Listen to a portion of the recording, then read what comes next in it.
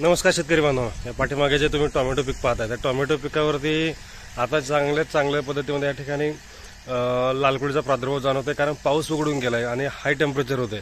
तर या ठिकाणी लालकुळी असेल, त्याचबरोबर लालकुळीची अंडी सुद्धा असतील, या ठिकाणी आपल्याला ती घालवणं गरजेचं आहे. लालकुळीसाठी आपल्या ठिकाणी चांगला एखादा स्प्रे होणं गरजेचं आहे. त्यासाठी कुठला स्प्रे महत्त्वाचा आहे त्यासाठी निश्चितच मित्रांनो हा व्हिडिओ तुम्ही संपूर्णपणे शेवटपर्यंत पहा आणि समजून घ्या.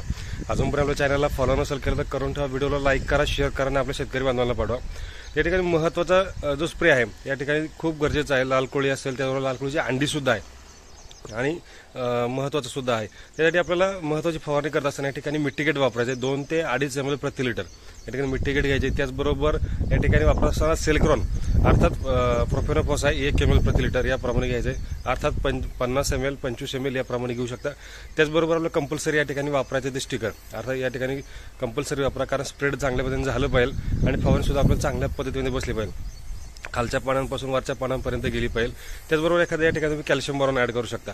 तर निश्चितच ह्या पद्धतीमध्ये ही जी महत्त्वाची फवारणी आहे ही आपल्याला घ्यायची आहे.